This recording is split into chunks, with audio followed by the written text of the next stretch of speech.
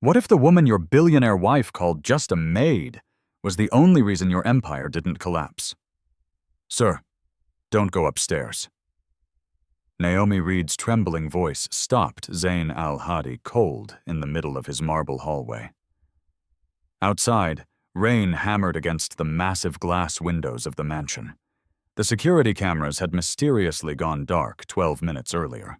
And upstairs, his wife was supposed to be asleep. Zayn narrowed his eyes at Naomi. Her cleaning gloves were still wet, her breathing uneven, and in her hand was a keycard to Evelyn's private office. The same office Zayn himself hadn't been allowed to enter for weeks. "What are you hiding?" he asked quietly. But before Naomi could answer, a loud crash echoed from the second floor.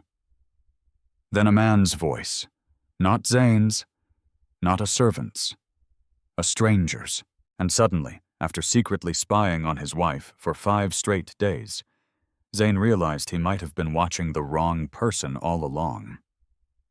Before we go any further, tell me where you're watching from and what time it is there. And don't forget to subscribe, because this story is about to reveal how dangerous it can be to judge someone by their status alone. The rain over Manhattan had not stopped in 3 days. From the top floor of the Al-Hadi Grand Tower, the city looked cold, silver, and distant beneath the storm clouds. Yellow taxi lights crawled through the streets below like flickering fireflies, while thunder rolled across the skyline in slow, heavy waves. Inside the penthouse mansion that occupied the entire upper level of the tower, silence ruled everything. Zayn al-Hadi preferred it that way. At 42 years old, Zayn had built one of the most powerful luxury hospitality empires in America. Hotels in New York, resorts in Miami, private properties in California. Business magazines called him the Arab King of real estate. Financial networks followed his every move like he was royalty. But wealth had changed him. Or maybe betrayal had. In recent months, the massive penthouse no longer felt like a home. It felt like a museum full of expensive objects and strangers pretending to love each other. Especially his wife. Evelyn Cross-Hadi stood near the dining room windows that evening, holding a glass of wine untouched in her hand. Her reflection shimmered against the rain-covered glass. Elegant black dress, diamond earrings, perfect posture. Beautiful. Untouchable. "You're late again?" she said without turning around. Zayn loosened his tie slowly. "Board meeting. You missed dinner. I didn't know you still waited for me." Her jaw tightened slightly at the comment. That tiny reaction told him more than words ever could. 3 years earlier, Evelyn had been warm, spontaneous. She laughed loudly at terrible movies and forced him to take midnight walks through Central Park during snowstorms.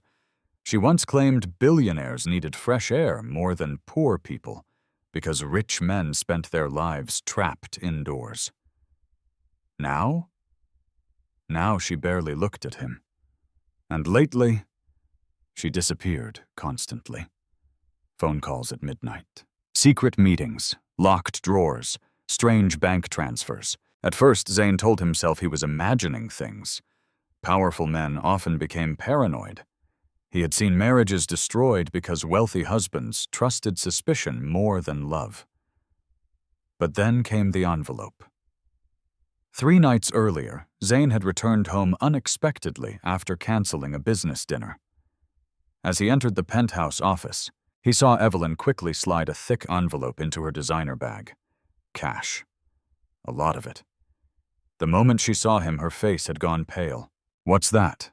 he asked calmly. "Nothing important?" "Then show me." Her eyes hardened instantly. "No." That single word stayed in his mind for days, not because of anger, because of fear. And fear always meant secrets. That same week, Naomi Reed arrived at the penthouse for her first day of work. She stood nervously beside the grand staircase, while the head housekeeper, Mrs. Whitmore, inspected her appearance with obvious disappointment. "You're late," Mrs. Whitmore snapped. Naomi glanced at the old clock near the hallway. "It's only 8:58. You should have been here at 8:30. I had to take my son to school." Mrs. Whitmore sighed dramatically. "Excuses already. Wonderful." Naomi lowered her eyes quietly. She was 29 years old, exhausted, and trying very hard not to fall apart. Life had crushed her slowly over the past 2 years. Her ex-husband disappeared after drowning the family in debt. Medical bills piled up after her 5-year-old son Mason was diagnosed with a heart condition. Naomi worked 2 cleaning jobs, skipped meals regularly, and still barely managed rent. This job mattered, more than anyone inside that mansion understood. Mrs. Whitmore handed her a folded uniform. "Laundry room, guest suites. Stay out of private areas, and do not speak unless spoken to." Naomi nodded softly. As she walked deeper into the mansion, her worn sneakers barely made noise against the polished marble floors. Crystal chandeliers glowed overhead. Expensive paintings lined the walls. Every room looked larger than her entire apartment, but the beauty of the place felt strangely cold, like nobody inside it was actually happy. Late that afternoon, Naomi carried fresh towels toward the upstairs hallway when she heard voices coming from behind partially closed doors. "Another transfer tomorrow?" Evelyn whispered sharply. Naomi froze. "You're running out of time," a male voice answered. It wasn't Zane. Naomi's grip tightened around the towels. "You promised me he wouldn't suspect anything," Evelyn hissed. "He doesn't. But if he starts asking questions, everything falls apart." Naomi quickly moved away before they noticed her. Her heart pounded strangely. Not because she wanted gossip, because Evelyn sounded terrified. That night, Zane sat alone in his office, staring at security footage on one of the monitors. Camera angles from the garage, the elevators, the lobby. At exactly 10:47 p.m., Evelyn appeared on screen wearing a long beige coat and sunglasses, despite the darkness outside. She left alone. 20 minutes later, another car picked her up 3 blocks away. Zane leaned back slowly. There it was again, another lie. A knock interrupted his thoughts. Naomi stepped carefully into the doorway, carrying coffee. "Mrs. Whitmore said you were still working." Zane barely looked up. "Leave it there." Naomi placed the tray gently on the desk. Then her eyes shifted accidentally toward the security monitors. For one brief second, she saw Evelyn's face on the screen. And beside it, a map of Manhattan filled with marked locations. Zane noticed her staring immediately. The room turned tense. Naomi stepped back quickly. "Sorry, sir." "You saw nothing." "Yes, sir." But as she turned to leave, Zane suddenly asked, "Do you believe people can hide who they really are?" Naomi stopped near the doorway. The question surprised her. She thought carefully before answering. "I think people hide pain better than truth." Zane finally looked at her directly. For the first time since she arrived, their eyes met fully. And strangely, Naomi did not look intimidated by his wealth, only tired, the kind of tired that came from surviving too much. Before Zane could say another word, his phone buzzed. A message. Unknown number. "She's lying to you." Attached was a blurry photo of Evelyn entering a hospital building downtown. Zane's face slowly darkened. When he looked back toward the doorway, Naomi was already gone. But downstairs, hidden behind the corner of the hallway, Naomi stood completely still. Because minutes earlier, she had seen Zain al-Hadi leave the penthouse wearing a plain black jacket, jeans, and a baseball cap, like a man preparing to follow someone. And suddenly Naomi realized something dangerous. The billionaire wasn't just suspicious of his wife anymore. He was secretly spying on her. By Friday evening, the Al-Hadi penthouse no longer felt tense. It felt dangerous. Naomi Reed sensed it the moment she stepped out of the employee elevator, carrying fresh linens against her chest. The mansion was unusually crowded. Luxury caterers rushed through the kitchen. Crystal glasses glittered beneath chandelier lights. Expensive perfume floated through the hallways as New York's elite arrived for Evelyn Cross Hadi's private charity dinner. Everything looked elegant. Everything felt fake. "Move faster!" Mrs. Whitmore barked as Naomi passed by the dining hall. "And try not to embarrass yourself tonight." Naomi nodded quietly. She had learned quickly that silence was safer inside this house, especially around Evelyn. The wealthy guests treated the staff like invisible furniture, but Evelyn was worse. There was something sharp beneath her beauty now, something restless, like every smile required effort. Naomi entered the upstairs dressing room carrying garment bags when she suddenly heard Evelyn speaking on the phone. "No, Richard," Evelyn whispered harshly. "I said I need more time." A pause. Then Evelyn's voice lowered further. "He's already suspicious." Naomi froze near the doorway. Richard. The same mysterious man she had overheard before. "You promised me this would stay under control," Evelyn continued. "If Zane finds out now, everything collapses." Another pause, then silence. Naomi quickly moved away before Evelyn opened the door. Her stomach twisted uneasily. This wasn't normal marriage tension anymore. Something bigger was happening. Downstairs, guests filled the grand ballroom with laughter and polished conversation. Politicians, investors, models, hotel executives. Every person in the room carried money like armor. At precisely 8 o'clock, Zain al-Hadi entered the ballroom, and the atmosphere changed instantly. Conversations softened. Heads turned. Even after years in America, Zain still carried the commanding presence of Middle Eastern royalty. His tailored black tuxedo fit perfectly. His expression remained unreadable. Calm. Controlled. But tonight, his eyes searched the room constantly, watching, calculating, looking for cracks. Evelyn approached him gracefully, slipping her arm through his. "You're staring again," she murmured with a smile, meant for the guests around them. "I'm observing. That's your favorite word when you stop trusting people." Zain looked at her carefully. "Should I trust you?" For half a second, her expression faltered. Then the perfect smile returned. "You're becoming paranoid." Before he could respond, Mrs. Whitmore rushed toward them, looking panicked. "Mrs. Al-Hadi," she whispered nervously. "There's a problem." Evelyn's eyes narrowed instantly. "What now?" "The diamond necklace." Silence. Even the musicians nearby seemed quieter suddenly. "What about it?" Evelyn asked coldly. "It's missing."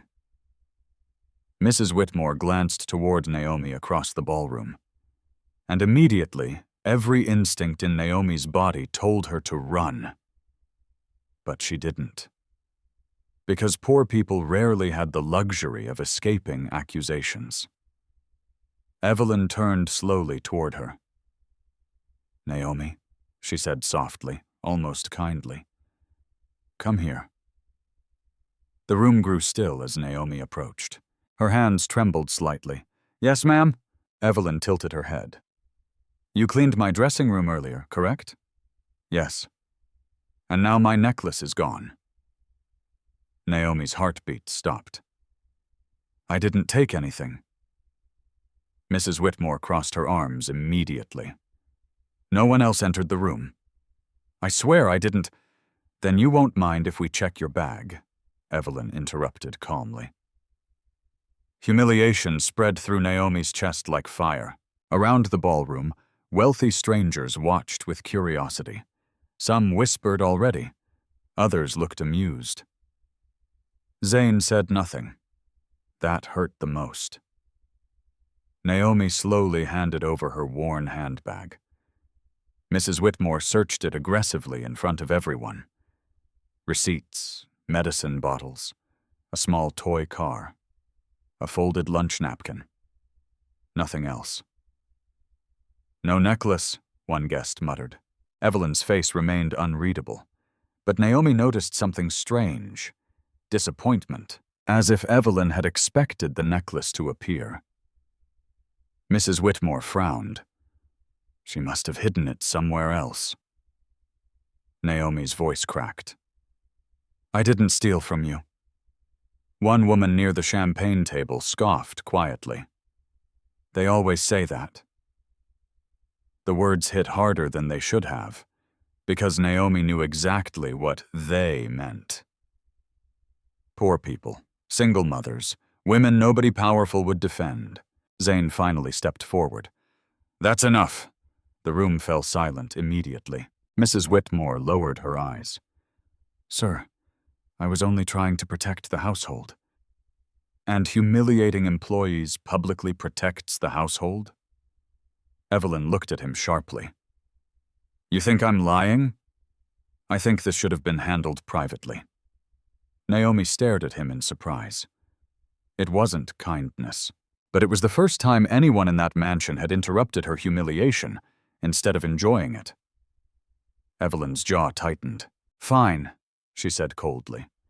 "But if the necklace isn't found by tomorrow morning, she's gone."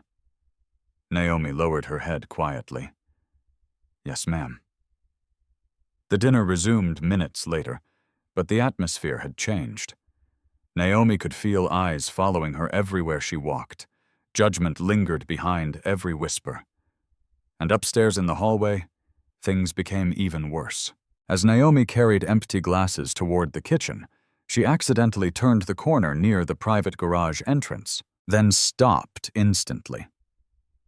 Evelyn stood beside a black luxury car, speaking to Richard Vale. This time, Naomi saw him clearly. Tall, gray suit, expensive watch, cold eyes. Richard handed Evelyn a folder. "You're running out of time," he said quietly. "I know. He's watching you now." Evelyn's face darkened. "Then maybe you should have handled this better." Richard leaned closer. "If Zane discovers those documents before the transfer is complete, your family is finished." Naomi's breath caught. Documents? Transfer? Family finished? Suddenly, Evelyn looked directly toward the hallway. Naomi ducked behind the corner instantly, heart hammering violently. Footsteps approached. Slowly. Naomi pressed herself against the wall, barely breathing. Then silence. After several terrifying seconds, the footsteps retreated. Naomi waited another moment before peeking carefully around the corner. The garage was empty, but on the ground near the parking space lay a single photograph. Naomi picked it up carefully. Her eyes widened instantly. It showed Evelyn standing beside a young girl connected to hospital machines. The child looked pale, weak, and on the back of the photo, written in black ink, were 4 chilling words. "He must never know." Naomi stared at the message in disbelief, because suddenly the missing necklace, the secret meetings, the strange money transfers, none of it looked like an affair anymore. It looked like fear, real fear. And somewhere else in Manhattan that same night, Zane sat alone inside an unmarked black SUV, watching security footage replay again and again on his tablet.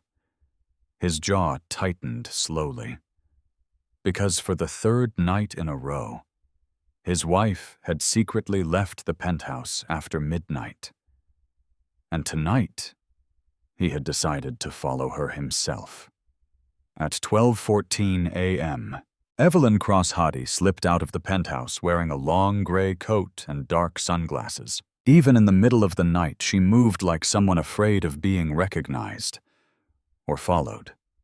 But 3 floors below, inside a black SUV parked across the street, Zain al-Hadi watched everything. Rain tapped softly against the windshield as he lowered the brim of his baseball cap and started the engine. For the first time in his life, one of the richest men in New York felt like a criminal stalking his own marriage. Evelyn entered a taxi. Zane followed from a distance, the streets of Manhattan blurred beneath neon lights and wet pavement as midnight traffic drifted through the city. The taxi crossed downtown, past luxury hotels, then unexpectedly headed toward the poorer side of Brooklyn. Zane frowned. What was she doing here? The taxi finally stopped outside St. Mary's Children's Hospital. Zane's entire body stiffened. Evelyn stepped out quickly and disappeared inside the building. For several seconds, he simply stared. A hospital? Not a hotel.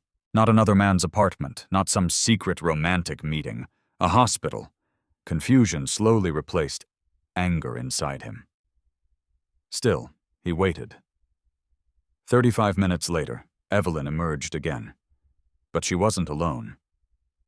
Richard Vale walked beside her. The moment Zane saw the lawyer, suspicion came roaring back stronger than before. Evelyn handed Richard a thick envelope.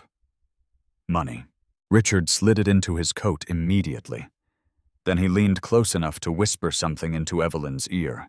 Whatever he said made her face lose color instantly. Zane gripped the steering wheel harder. His pulse slowed into something colder. Controlled rage. When Evelyn's taxi drove away again, Zane remained parked in darkness watching Richard disappear into the hospital entrance. Something was deeply wrong. Back at the penthouse the next morning, Naomi Reed arrived late. Not because she overslept, because Mason had another episode during breakfast. The memory still haunted her hours later, her little boy clutching his chest at the kitchen table, his breathing uneven. "Mom, it hurts again." Naomi had nearly panicked, but after 20 terrifying minutes, the pain eased enough for him to return to school. Now, exhausted and emotionally drained, she entered the mansion carrying cleaning supplies, while Mrs. Whitmore waited near the staircase with crossed arms. "How professional," the older woman snapped. "Late again. I'm sorry. Sorry doesn't clean rooms." Naomi stayed quiet. People like Mrs. Whitmore always mistook silence for weakness. As Naomi cleaned the upstairs hallway, she noticed something strange almost immediately. One of the security cameras near Evelyn's private office had changed positions. Barely, but enough. Naomi frowned slightly. She remembered exactly where it pointed yesterday because she had cleaned fingerprints off the lens. Now it angled toward the office doorway. Like someone wanted to monitor who entered. Her unease deepened. Later that afternoon, Naomi carried folded laundry toward Evelyn's bedroom and stopped outside the partially open door. Voices again. Evelyn sounded angry this time. "You said the transfers would stay invisible." "They were," Richard replied calmly. "Until your husband started acting paranoid." "He's following me." A long silence followed. Then Richard spoke quietly. "Then maybe it's time to prepare the final documents." Naomi's heartbeat quickened. Documents. Again. Before she could hear more, footsteps echoed behind her. Naomi quickly entered the bedroom pretending to organize clothes. Seconds later, Evelyn emerged from the private sitting room. Her eyes narrowed immediately. "What are you doing in here?" "Laundry, ma'am." Evelyn stared at her for several uncomfortable seconds. Naomi noticed dark circles beneath the woman's makeup for the first time. Evelyn looked exhausted. Frightened. Not cruel. Frightened. Then Evelyn's gaze dropped toward Naomi's wrist. "You have a child." Naomi blinked in surprise. "Yes." "How old? 5?" For some reason, the question changed Evelyn's expression completely. Something softened briefly in her face. Then it vanished again. "You may leave." Naomi nodded quietly and walked toward the door. But just before exiting, She noticed something partially hidden beneath Evelyn's desk drawer. A photograph. The same pale little girl from the garage picture. Naomi's stomach tightened. That night, Zane followed Evelyn again. This time she traveled farther. Queens. Then a small townhouse in a quiet neighborhood. Zane parked across the street and watched carefully. At 9:42 p.m., Richard Vale arrived. 5 minutes later, Evelyn opened the front door and let him inside. The curtains closed immediately. Zane's face darkened. Every rational thought disappeared. A wealthy lawyer, secret meetings, cash transfers, hidden hospital visits. His mind assembled the pieces into the ugliest conclusion possible. Betrayal. Meanwhile, back at the penthouse, Naomi sat alone in the laundry room folding towels long after midnight. She couldn't stop thinking about the photographs. Or Evelyn's face. Something didn't fit. Then she remembered the security camera upstairs. Naomi quietly stood and walked into the hallway. The mansion was silent. Carefully, she climbed toward the second floor. When she reached the hallway outside Evelyn's office, she stopped cold. The office door was slightly open. Light spilled across the floor.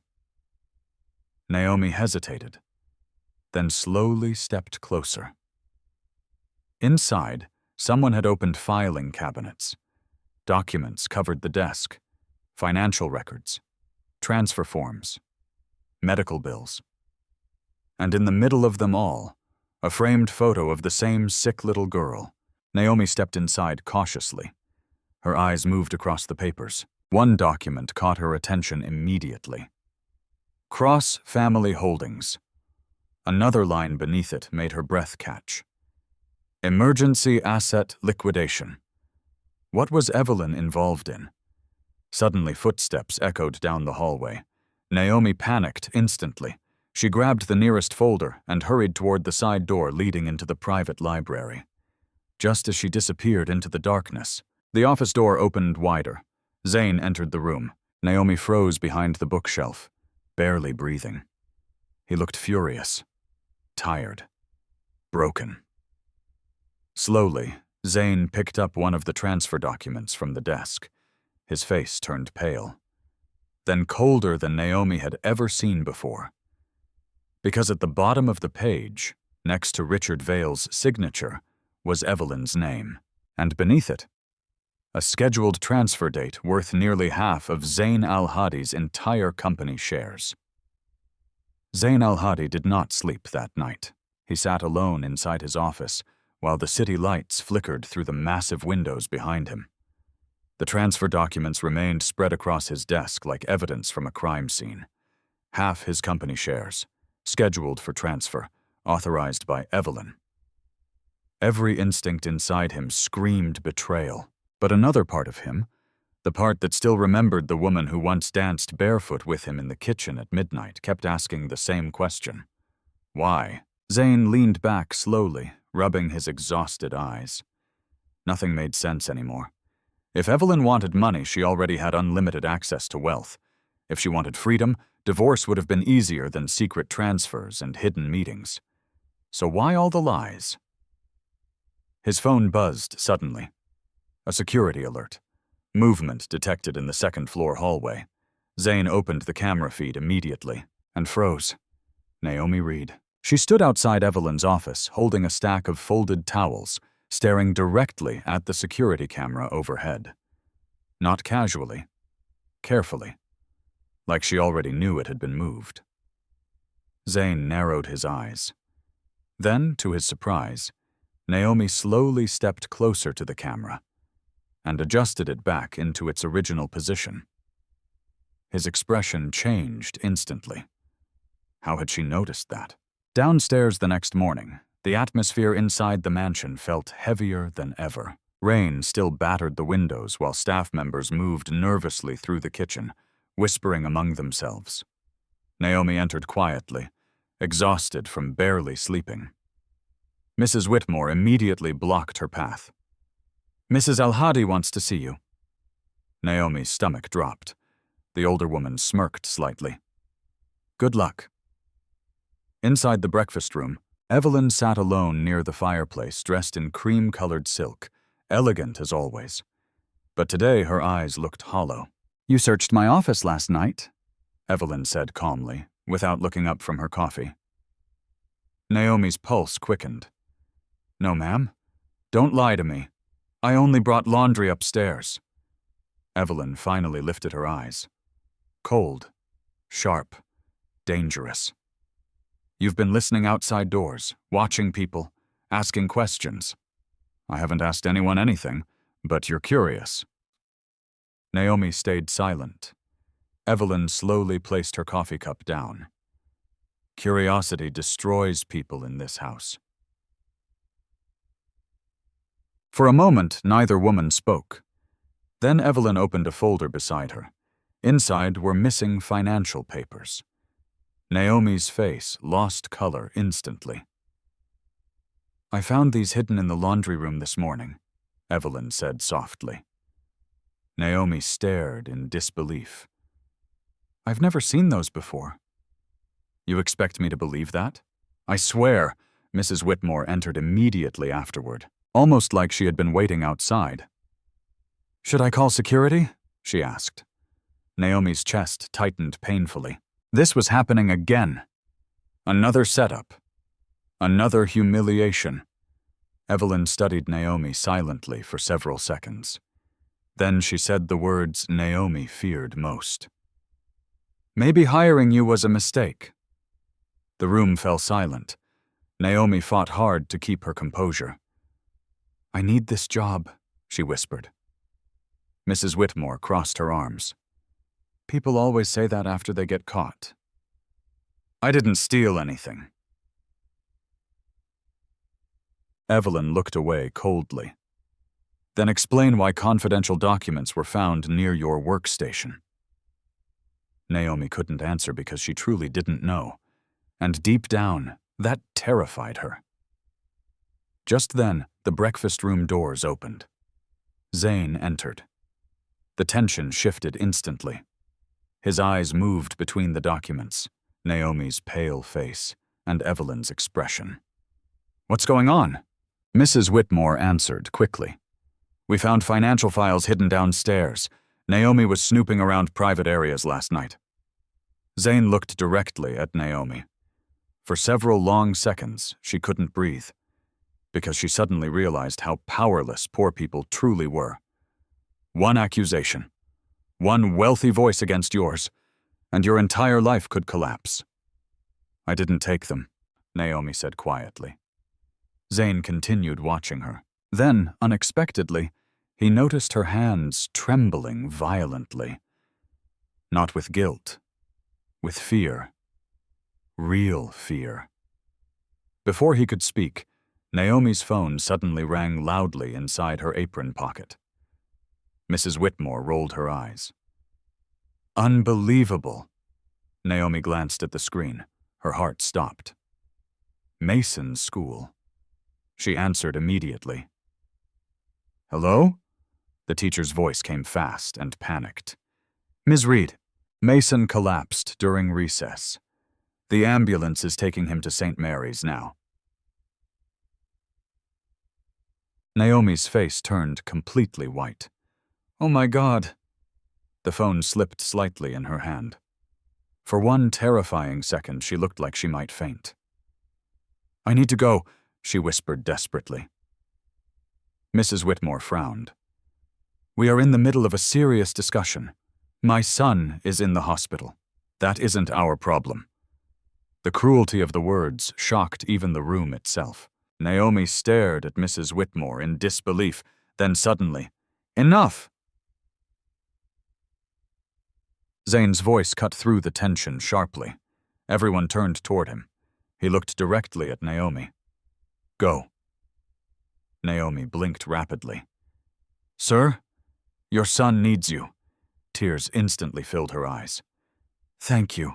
She rushed from the room moments later without even grabbing her coat. The silence afterward felt uncomfortable. Mrs. Whitmore shook her head disapprovingly. "These people always bring drama." Zane looked at her coldly. "These people?"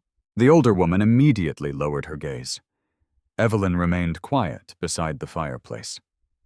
But strangely, her expression had changed too. Almost guilty.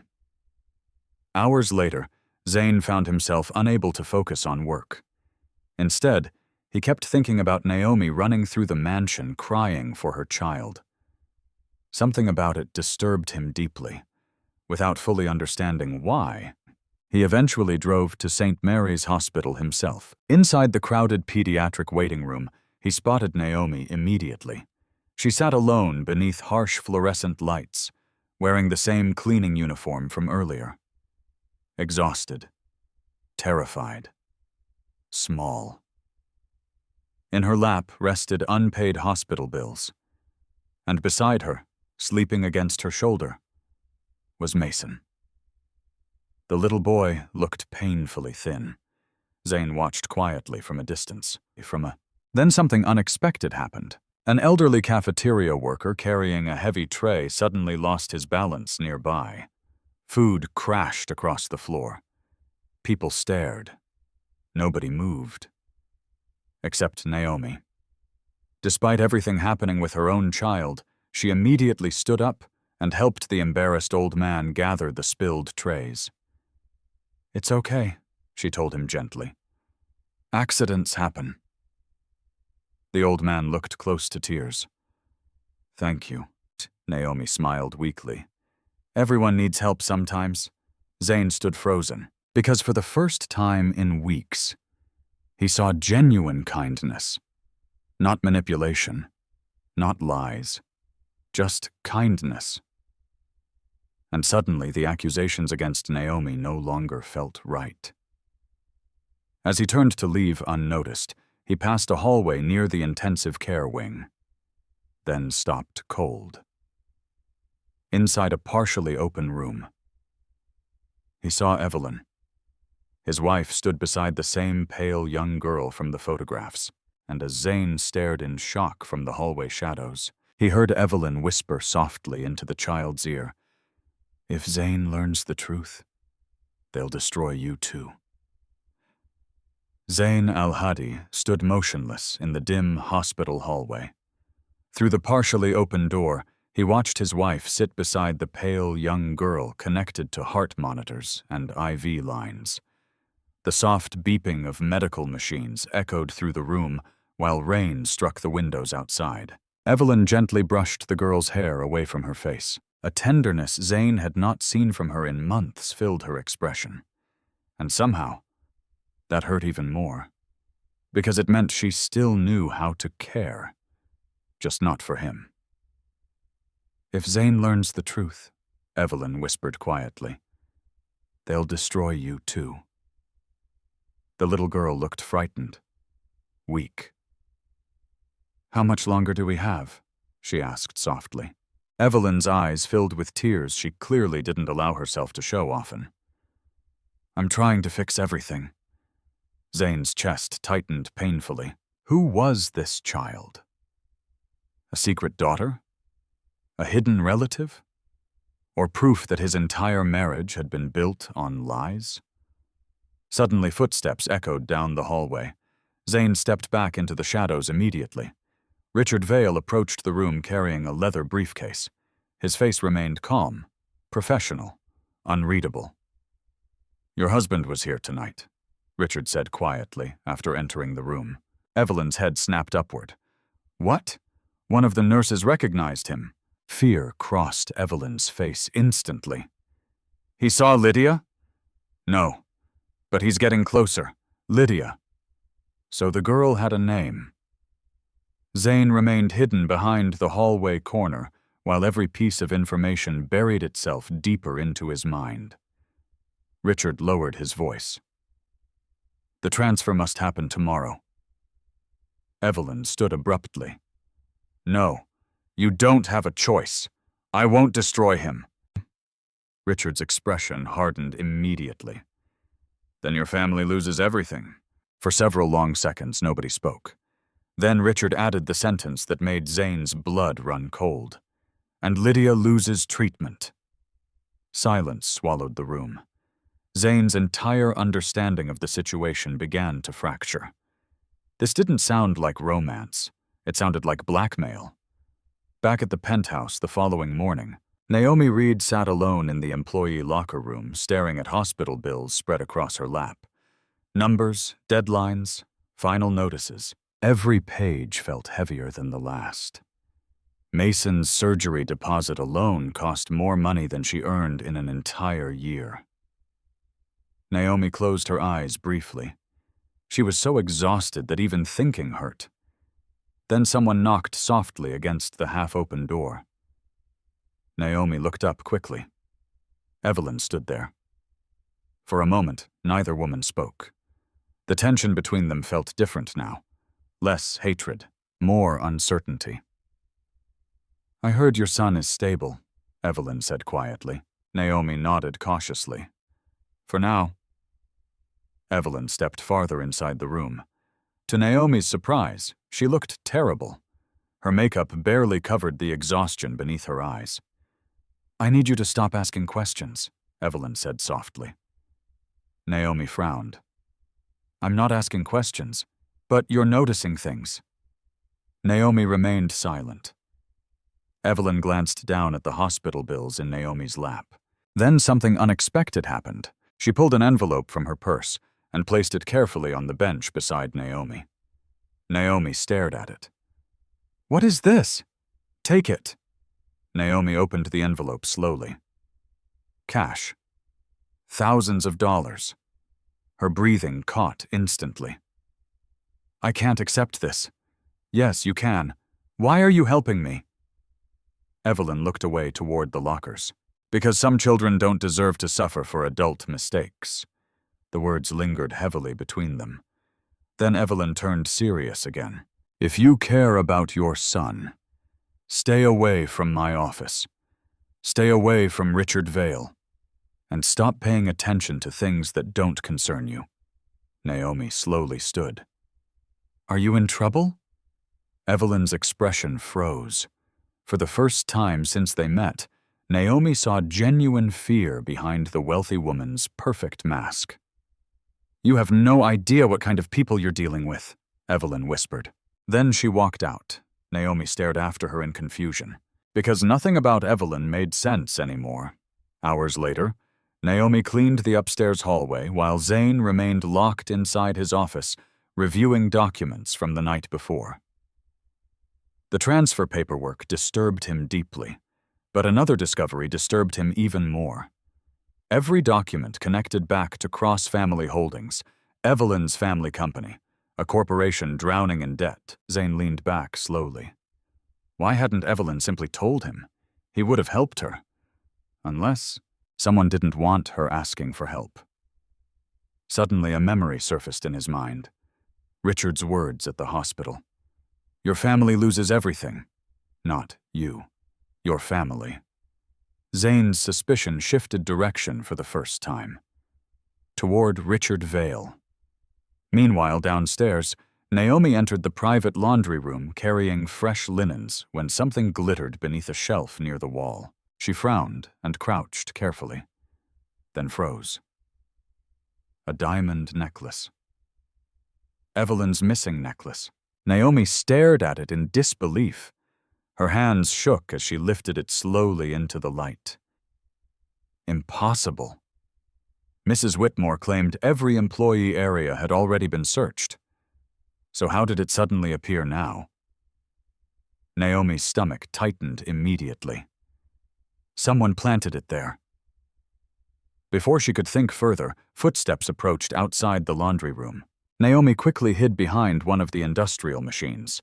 The door opened. Mrs. Whitmore entered first. Then Richard Vale. Naomi's eyes widened. What was he doing inside employee areas? Richard spoke quietly. "Did you place it where instructed?" Mrs. Whitmore nodded nervously. "Yes." "And nobody saw?" "I don't think so." Naomi stopped breathing. "The necklace. They planted it." Richard adjusted his cufflinks calmly. "The maid needs to leave before she becomes a problem." Mrs. Whitmore hesitated slightly. She seems harmless. Richard's voice turned colder instantly. Harmless people don't survive around secrets like these. Naomi pressed both hands over her mouth to stop herself from gasping. Fear flooded through her chest. Real fear. Not embarrassment. Not humiliation. Danger. After several moments, Richard and Mrs. Whitmore finally left the room. Naomi remained hidden until the hallway fell silent again. Then she slowly stepped out, holding the necklace tightly. Her mind raced violently. Richard planted evidence. Richard threatened Evelyn. Richard controlled the transfers. And now, Richard wanted her gone. Suddenly, another realization hit her even harder. Maybe Evelyn never wanted to destroy Zane at all. Maybe someone else was using her. Upstairs, at that exact moment, Zane received another anonymous message on his phone. This one contained only a single sentence. "Go to the nursing facility on 42nd Street tonight if you want the truth." And attached beneath the message was a photograph of Naomi Reed secretly speaking with Evelyn in the locker room earlier that morning. The storm over New York grew violent that night. Lightning flashed across the skyline while thunder shook the windows of the Al-Hadi penthouse high above Manhattan. Inside the mansion, the atmosphere had become unbearable. Everyone felt it.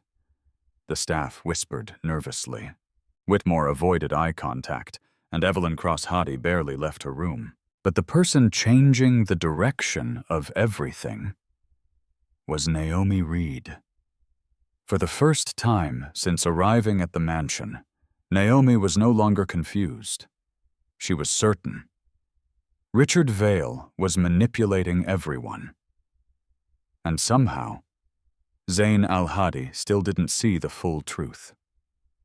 Naomi sat alone in the employee laundry room, holding the diamond necklace tightly in her hand while her thoughts raced. Richard planted evidence. Mrs. Whitmore helped him. Evelyn was terrified of him, and now anonymous messages were reaching Zane directly. Someone wanted the billionaire angry, suspicious, unstable. Naomi looked toward the security monitor mounted near the employee hallway, then suddenly remembered something important. 2 nights earlier, while cleaning storage closets, she had found an unopened box containing miniature wireless security cameras. The cameras belonged to the mansion's old surveillance system before Zane upgraded the property. A dangerous idea slowly formed in her mind. 30 minutes later, Naomi quietly entered the dark upstairs hallway, carrying folded towels to avoid suspicion. The mansion slept in silence. Carefully, she moved toward the private records room beside Evelyn's office. Earlier that afternoon, she had overheard Richard telling Mrs. Whitmore he planned to return after midnight. Naomi's hands trembled as she removed one of the tiny cameras from her apron pocket. "What are you doing?" she whispered nervously to herself. This was insane. If she got caught, she would lose everything. But deep down, Naomi knew something worse than losing her job was happening inside this house. A family was being destroyed. And maybe innocent people too. She quickly hid the tiny camera behind a decorative sculpture facing the records desk. Then another near the hallway entrance. After checking the angles, Naomi hurried away before anyone saw her. Meanwhile, several blocks away, Zane sat inside his SUV outside the nursing facility mentioned in the anonymous message. Rain hammered against the roof while he stared at the building entrance with cold, exhausted eyes. At exactly 11:18 p.m., Evelyn arrived. 10 minutes later, Richard Vale entered through the side door. Zane's jaw tightened. He waited, then slowly stepped out of the vehicle. Inside the facility, dim hallway lights flickered softly while nurses moved quietly between rooms. Zane followed the sound of voices toward the far end of the second floor, then stopped outside a partially open office door. "The transfer happens tomorrow," Richard said sharply. "I told you I need more time," Evelyn answered. "There is no more time." Zane's expression darkened. "You promised Lydia would continue treatment." "She will," Richard replied calmly. As long as you cooperate. And if I don't? A long silence followed. Then Richard spoke with terrifying coldness. Then your sister dies waiting. Zane froze. Sister? Not daughter. Not affair. Sister. Inside the room, Evelyn covered her face shakily. You're destroying everyone. No, Richard answered. Your father already did that years ago. I'm simply collecting payment. Zane's heartbeat slowed. Everything he believed was collapsing piece by piece. Suddenly, Evelyn whispered something that changed everything completely. Zane would help us if he knew the truth. Richard laughed softly. Your husband doesn't trust anyone anymore, especially not you. Those words hit harder than Zane expected, because they were true. Back at the mansion, Naomi sat inside the dark laundry room watching live footage from the hidden cameras on an old tablet connected to the security system. At first, nothing happened. Then, 1:07 a.m., the records room door opened. Richard Vale entered. Naomi's pulse exploded. Richard closed the door carefully behind him before removing several folders from the cabinet. A minute later, Mrs. Whitmore hurried inside nervously. This needs to end soon, the older woman whispered. It will, Richard replied. What about Mr. Al-Hadi? Richard smirked slightly. By tomorrow evening, he'll believe his wife betrayed him. The maid stole from him, and the company transfer was Evelyn's idea. Mrs. Whitmore looked uneasy. And if Naomi talks? Richard's face hardened instantly. Then make sure nobody believes her. Naomi stared at the screen in horror. Then Richard pulled something from his briefcase. A legal contract. Even through the blurry camera footage, Naomi recognized the Al-Hadi company seal. Richard placed several forged signatures onto the desk beside Evelyn's financial files. He'll never notice the difference, Richard said calmly. Mrs. Whitmore swallowed nervously. You're risking prison for this. Richard leaned closer. I'm risking nothing. The billionaire husband will blame the dishonest wife. The wife will blame the desperate maid. And by the time they realize the truth... He smiled coldly. I'll own half the empire. Naomi's entire body went numb. This wasn't just manipulation anymore. It was a takeover. A planned destruction. Suddenly another voice echoed from the hallway outside the records room. Zane's voice. What exactly will you own? The room froze instantly. Richard spun toward the doorway. Mrs. Whitmore gasped in terror. And standing there beneath the dim hallway lights, soaked from the storm outside, was Zane Al-Hadi. His face looked colder than Naomi had ever seen. Richard recovered first. Mr. Al-Hadi, he said smoothly, I didn't realize you were home. Zane stepped into the room slowly. His eyes moved across the forged documents, the hidden files, Mrs. Whitmore's terrified expression, then finally settled on Richard. You manipulated my wife, Zane said quietly. Richard adjusted his tie calmly. You're misunderstanding the situation. No, Zane answered. I finally understand it. For the first time all night, Richard looked uncertain, but then his expression shifted again. Confident, almost amused. Do you? He asked softly. Then he reached into his pocket and pulled out his phone. A video began playing. Zane's eyes narrowed instantly, because on the screen was Naomi, speaking privately with Evelyn earlier that morning, and Richard smiled slowly before saying the sentence that made the entire room fall silent. Your maid isn't telling you the truth either. The records room fell completely silent. Rain slammed against the mansion windows while thunder shook the ceiling overhead, but inside that room nobody moved, nobody breathed. Zane Al-Hadi stared at Richard Vale's phone screen with cold disbelief. The video replayed Naomi Reed speaking privately with Evelyn earlier that morning inside the employee locker room. No audio. Just images. But in a room already poisoned by suspicion, images were enough. Richard slowly lowered the phone. "You see," he said calmly, "everyone in this house has secrets." Zane's expression darkened as he looked toward Naomi standing frozen in the doorway behind him. She had rushed upstairs moments earlier after seeing the confrontation through the hidden camera feed.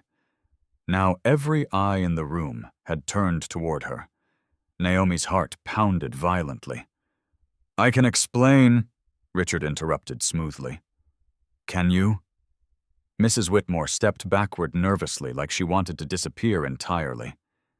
Richard continued speaking calmly, confidently, like a man already convinced he controlled the ending. "You've spent days spying on your wife, Mr. Al-Hadi. Meanwhile, your maid has been sneaking through private rooms, listening outside doors, planting cameras and hiding conversations with your wife." Zane's jaw tightened. Naomi stepped forward desperately. "I planted cameras because I knew he was setting people up." Richard smiled faintly. "Convenient accusation. You planted the necklace in the laundry room." Mrs. Whitmore looked terrified instantly. Richard didn't even blink. "Do you have proof?" Naomi opened her mouth, then stopped, because suddenly she realized something horrifying. The hidden camera footage. The tablet. Everything was still downstairs, and Richard could destroy it before anyone saw it. Richard noticed the fear in her eyes immediately. His smile deepened slightly. "You see the problem with lies," he said softly to Zane. "Eventually people forget which version sounds believable." Then Evelyn suddenly stepped forward. "Stop, Yin." Everyone turned toward her.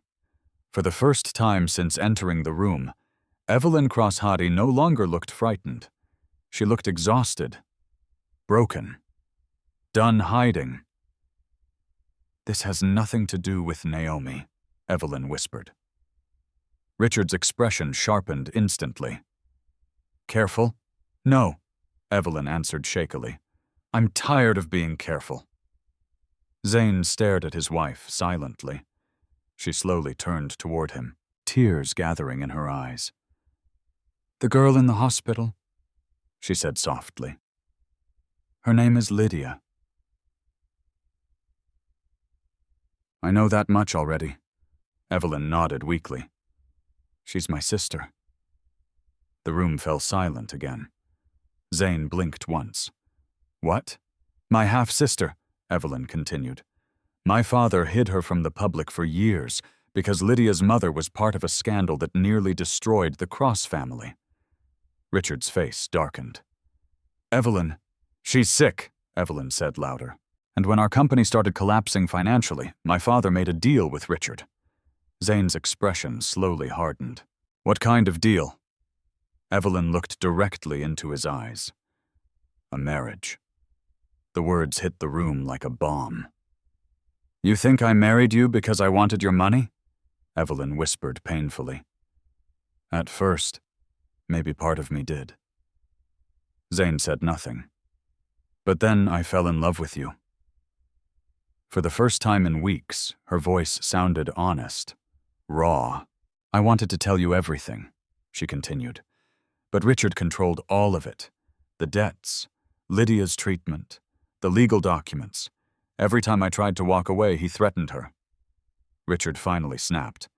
"This is emotional nonsense." "No," Evelyn shot back. "This is the truth." She turned toward Zane again. "The transfer documents weren't for me. Richard planned to use them to gain control of your company through Cross Holdings." Zane's eyes slowly shifted toward Richard. And for the first time, Richard looked nervous. Naomi watched the entire scene in stunned silence, because suddenly every missing piece fit together perfectly. The secret payments, the fear, the hidden meetings. Evelyn hadn't been protecting herself. She had been protecting Lydia. But then another thought struck Naomi sharply. A memory. Richard's words in the laundry room. "Your father already did that years ago." Naomi looked at Richard carefully. Then suddenly her face lost color. "No," she whispered. Everyone turned toward her. Richard's expression changed instantly. Recognition. Fear. Naomi stepped closer, slowly. "My father," she whispered shakily. "You know who my father was."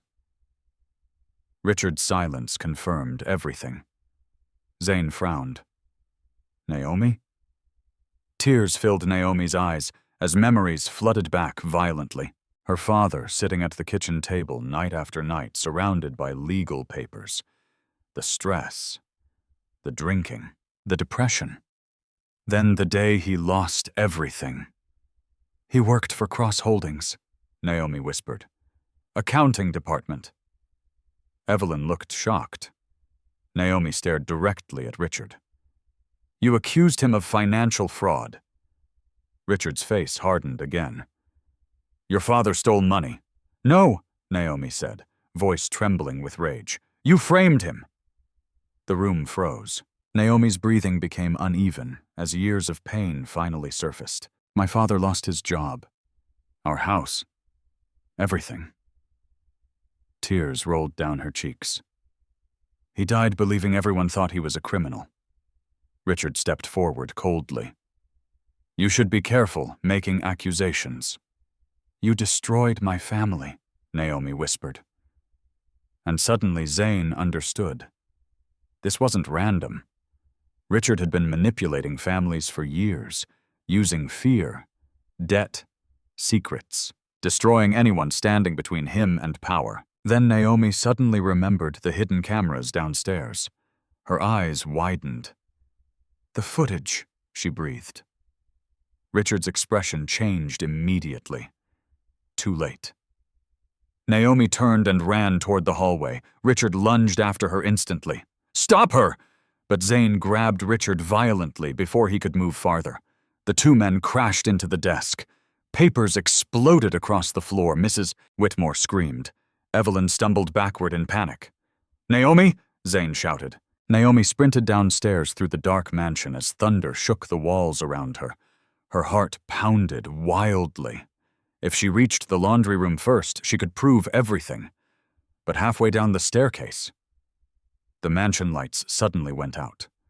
Complete darkness swallowed the house. And somewhere below, a door slammed open. Darkness swallowed the mansion. For several terrifying seconds, the only sounds inside the Al-Hadi penthouse were thunder, hurried footsteps, and Naomi Reed's breathing as she raced down the staircase. Richard cut the power. She knew it instantly. He was trying to destroy the evidence. "Naomi!" Zane's voice echoed from upstairs. But Naomi didn't stop. Her hands gripped the railing tightly as she ran toward the employee hallway below. Every second mattered now. If Richard reached the laundry room before her, the hidden camera footage would disappear forever. Lightning flashed through the massive windows, briefly illuminating the dark mansion in cold white light. Then, a loud crash echoed behind her. Naomi looked back. Richard had broken free from Zane upstairs and was running down the opposite staircase. Fast, focused, desperate. Fear exploded through Naomi's chest. Not fear for herself. Fear that the truth would die again, just like it did for her father years ago. Naomi sprinted into the laundry room and slammed the door shut behind her. Her shaking hands searched through the shelves blindly until finally, the tablet. She grabbed it instantly. The screen still glowed. The footage remained there. Relief hit her so hard she nearly collapsed. Then the door handle twisted violently. "Richard, open the door!" he shouted.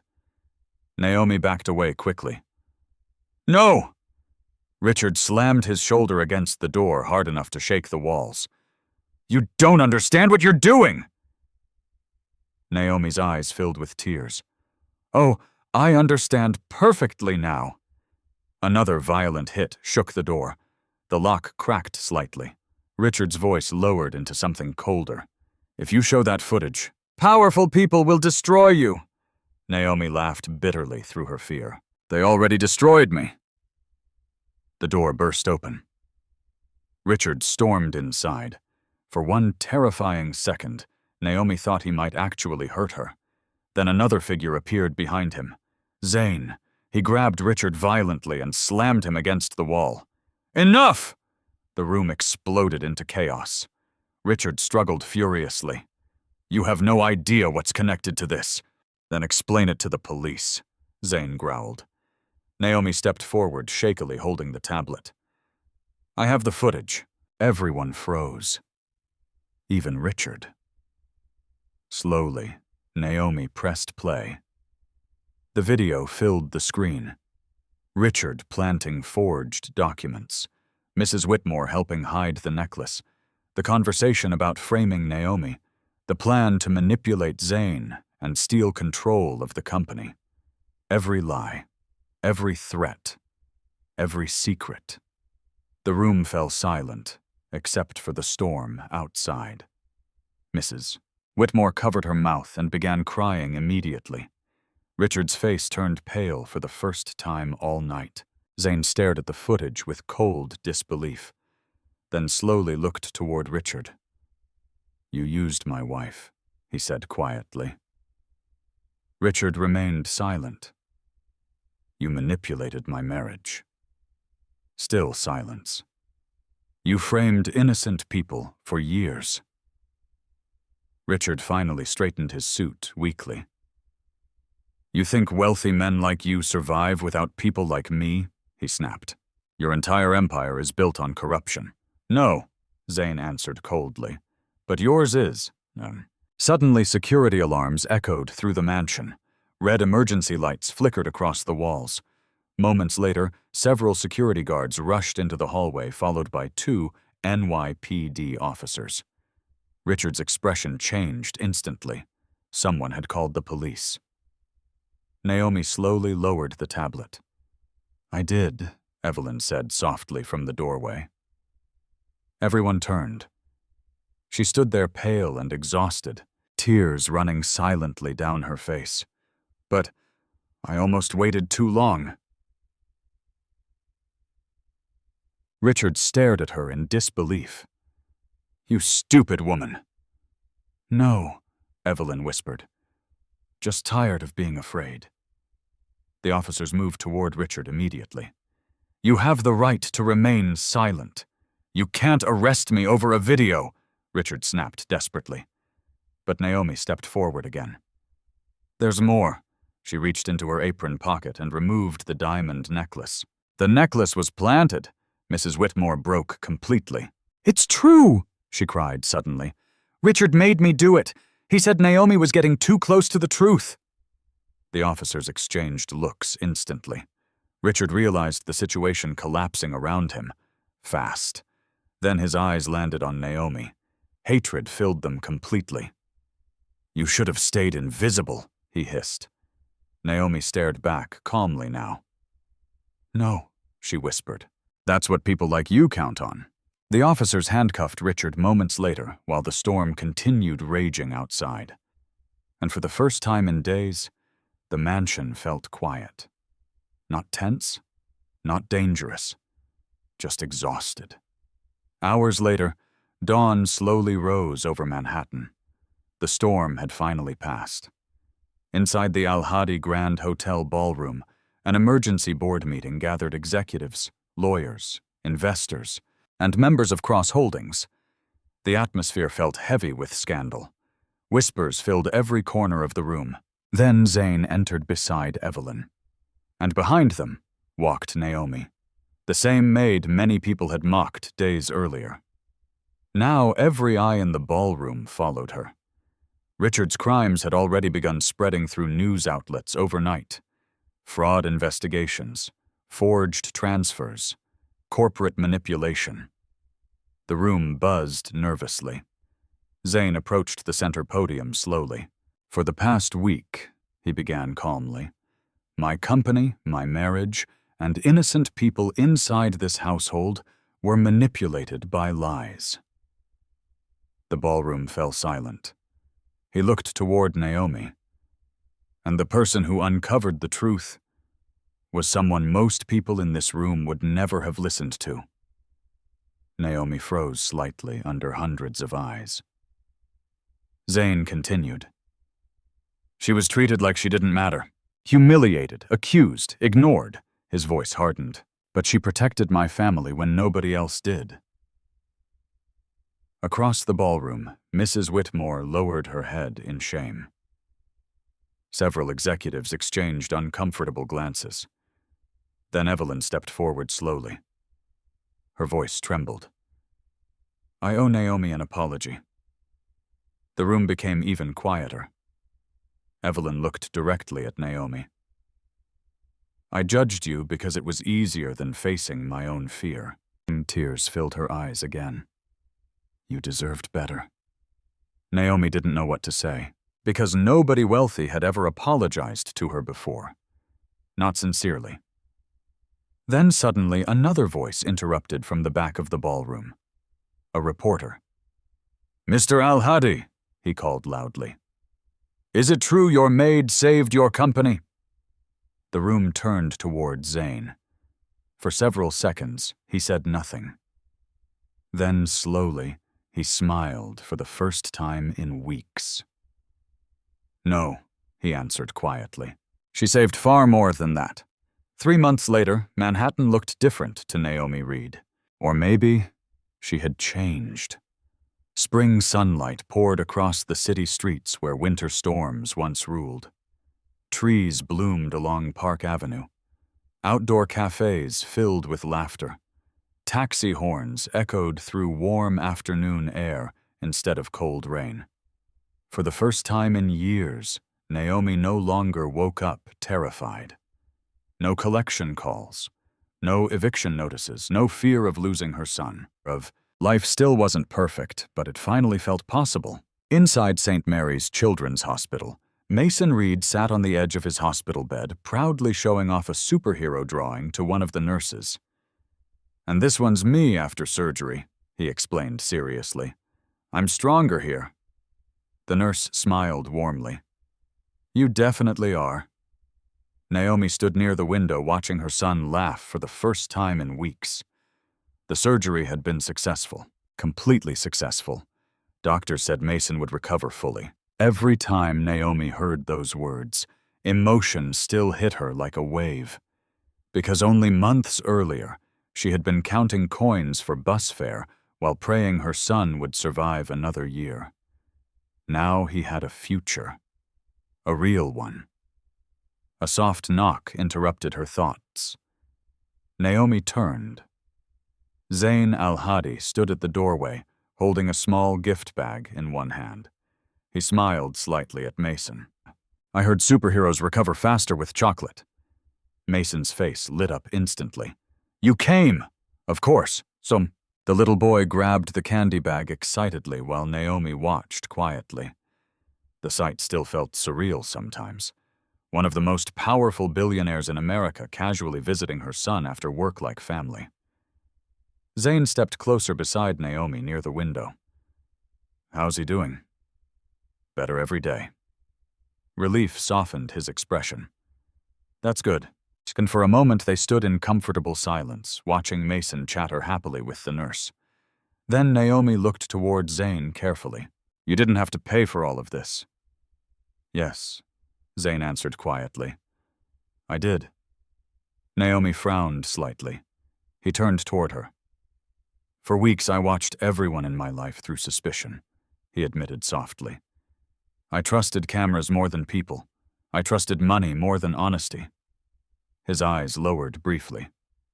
And the one person actually trying to protect my family was someone I barely saw. Emotion tightened Naomi's chest unexpectedly. You were hurting too, she said gently. Zane gave a small, tired laugh. That doesn't excuse what I became. Before Naomi could answer, another voice spoke from the doorway. Can I come in? Both turned. Evelyn Cross-Hadi stood there holding flowers. The room grew quiet. She looked different now. Still elegant. Still beautiful. But softer somehow. Less guarded. Less trapped. Naomi noticed the hesitation in Evelyn's eyes immediately. The uncertainty. Like she still wasn't sure she deserved forgiveness. Mason smiled first. You're the hospital lady. Evelyn blinked in surprise, then slowly smiled back. You remember me? You bought toys for the kids downstairs. Naomi looked toward Evelyn in shock. Evelyn lowered her eyes slightly. I used to volunteer here before everything became complicated. The room fell silent briefly. Then Naomi finally spoke. How's Lydia? How's... Emotion flickered across Evelyn's face. She started treatment in Switzerland last week. Goes where? Naomi smiled softly. That's good. Tears instantly filled Evelyn's eyes, because after everything she had done, Naomi still chose kindness. Zane quietly stepped toward the hallway, giving the two women space. As he left the room, he paused near the doorway. You know, he said softly without turning around. The board approved the foundation yesterday. Naomi blinked. Already? Zane nodded slightly. The Reed Foundation for Single Mothers and Children's Cardiac Care officially opens next month. Naomi stared at him in disbelief. Her throat tightened painfully. You named it after me? No, Zane corrected gently. After the woman who reminded me what real strength looks like. Tears rolled silently down Naomi's cheeks. After Zane left, Evelyn slowly approached her. I spent years believing power protected people, Evelyn whispered. Money, status, family names. She looked down at her hands. But fear controlled every decision I made. Naomi listened quietly. Evelyn's voice trembled slightly. And you, the person with the least power in the room, were the bravest out of all of us. For a long moment, neither woman spoke. Then, unexpectedly, Evelyn laughed softly through tears. You know what's embarrassing? Naomi smiled faintly. What? I genuinely thought you stole that necklace. Both women laughed quietly for the first time together. Not as Billionaire and Maid, not as enemies, just two exhausted women who survived something painful. Later that evening, Zane stood alone inside the rooftop garden of the Al-Hadi Grand Tower, overlooking Manhattan. The city glowed gold beneath the sunset. Footsteps approached behind him. Naomi. You're avoiding the celebration downstairs, she said. Too many reporters. Naomi smiled slightly. The Charity Foundation announcement had exploded across national news networks all week. Headlines called it the most shocking corporate scandal of the year. But none of the stories truly captured what mattered most. Not really. Zane leaned against the railing quietly. You know, he said softly, when I started following Evelyn, I thought I was hunting betrayal. Naomi looked toward the skyline. And what did you find? Zane smiled faintly. Myself. The wind moved gently through the rooftop garden. Far below, New York continued rushing endlessly through lights, noise, ambition, and survival. But up there, for one rare moment, everything felt peaceful, because the truth had finally destroyed the lies, and the woman everyone once ignored had changed all of their lives forever. Sometimes the richest people in the room are not the ones with money. Sometimes they are the ones who still choose kindness after life gives them every reason not to. Never judge someone by their job, their clothes, or their status. True character reveals itself in moments of fear, sacrifice, and compassion. The people society overlooks are often the ones carrying the greatest strength. If this story touched your heart, comment where you're watching from, and don't forget to subscribe for more powerful stories about love, truth, and second chances.